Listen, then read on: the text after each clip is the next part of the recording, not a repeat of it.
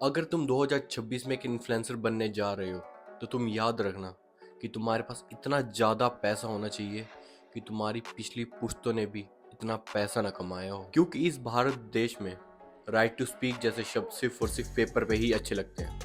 अगर तुमने right to speak जैसे शब्द का, इस पावर का यूज़ किया तो या तो तुम जेल में डाल दिए जाओगे या तुम्हारे पर ऐसा केस ठोक दिया जाएगा कि तुम सारी उम्र जेल में ही सड़ोगे। आज मैं बात करूंगा कुछ ऐसे इन्फ्लुएंसर्स की जिनके ऊपर सरकार ने या फिर कुछ कंपनीज ने लाखों हजारों को नहीं करोड़ों का केस ठोक दिया। क्यों? सिर्फ और सिर्फ अपनी इमेज को साफ करने के लिए। और ये लोग सोचते हैं कि कोर्ट में केस जीत कर ये लोग खुद को दूध का दूल्हा दिखा देंगे। इन्होंने पब्लिक पागल समझ रखी है जिन्हें सच और झूठ का पता नहीं है। वो वीडियो में बने रहना दोस्तों, क्योंकि लास्ट में एक ऐसे क्रिएटर की बात करूंगा जिसकी उम्र से ज्यादा उसका जिगर है, जिसने एक छोटी सी उम्र में इस पूरी सरकार को हिला कर रख दिया।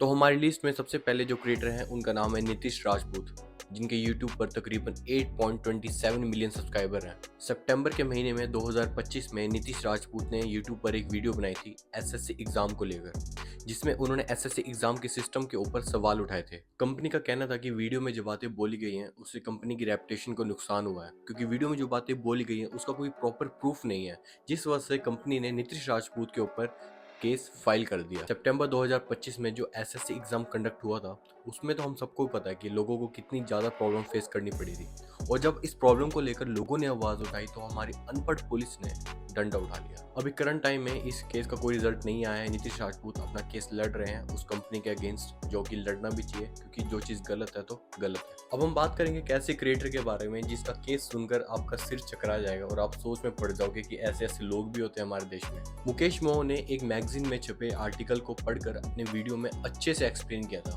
और सिर्फ एक इसी वीडियो की वजह से उनको 50 करोड़ रुपए का डिफेमेशन का केस फाइल कर दिया। और हैरानी की बात तो ये है कि ये केस किसी कंपनी ने नहीं फाइल किया, ये केस फाइल किया है नितिन गडकरी जी ने, जो कि हमारे देश के रोड ट्रांसपोर्ट के मंत्री भी हैं। एक मैगजीन है द कार्वन, जो पॉलिटिक्स और ट्रेंडिंग न्यूज को प्रोवाइड करती है अपनी मैगजीन्स में। द कार्वन मैगजीन एक न्यूज आर्टिकल को प्रिंट करती है और अच्छे से एक्सप्लेन करती है, जो कि एक रंबल नाम की कंपनी है जिसका डायरेक्ट कनेक्शन है नितिन गडकरी लड़के कंपनी के साथ, जिसका कंपनी का नाम है सियान एग्रो इंडस्ट्रीज लिमिटेड। सुनने में कोई बड़ी नहीं लग रही होगी, पर जो बातें मैं आप लोगों को आगे बताने वाला ना, उससे आपका दिमाग खराब हो जाएगा और खून खोल जाएगा। जो रंबल नाम की कंपनी है वो कोई छोटे मोटे केस को लेकर नहीं फंसी हुई, वो फंसी हुई है एक बीफ केस को लेकर, मतलब कि गाय का मांस बेचने को लेकर। बस जो बीफ वाला केस है ना, ये द कार्वन मैगजीन ने अपनी मैगजीन के अंदर अच्छे से एक्सपोज कर दिया। और मजे की बात पता है क्या है, कि जो ये द कार्वन मैगजीन है इसके ऊपर कोई केस नहीं हुआ, कि इसके पास हाई प्रोफाइल एडवोकेट्स बैठे हैं। तो नितिन गडकरी जी ने क्या करा कि मुकेश भाई के ऊपर 50 करोड़ रुपए का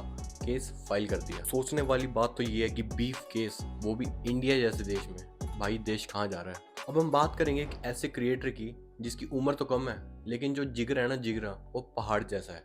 लखनऊ में रहने वाला 14 साल का बच्चा जिसका नाम है अश्मित गौतम, इस बच्चे के ऊपर बीजेपी की पार्टी एक एफआईआर कर देती है। और पता है रीज़न क्या था? क्योंकि ये बच्चा अपने वीडियोस के अंदर एजुकेशनल अवेयरनेस देता है और कुछ पॉलिटिकल चीज़ें बताता है, मतलब कि जो ट्रेंडिंग में चीज़ चल रही होती है उसको एक्सपोज करके दिखाता है। बस यही कुछ चीज़ें जो उसने वीडियो में पूछी थी बीजेपी पार्टी से, यही कुछ चीज़ें बीजेपी पार्टी को इतनी बुरी तरह चुभी कांटे की तरह कि उन्होंने इस 14 साल के बच्चे के ऊपर एक एफआईआर कर दी। अब मैं तुम्हें एक दो बच्चों का एग्जाम्पल देता हूँ। एक तो है अश्वित गौतम, जो कि वीडियोस बनाता है एजुकेशनल और पॉलिटिकल से रिलेटेड, जो कि लोगों को अवेयर करते हैं। और एक ये है अभिनव, जो कि स्कूल जाने की उम्र में सत्संग करता है।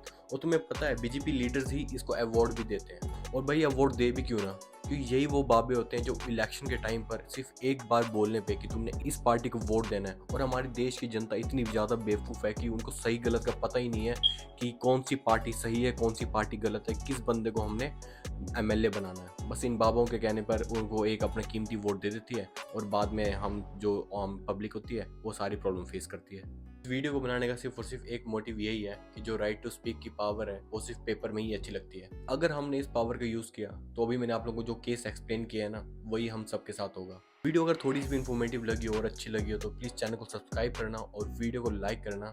और मिलते हैं आप लोगों से एक ऐसी ही अच्छी वीडियो के साथ। अभी के लिए बाय बाय।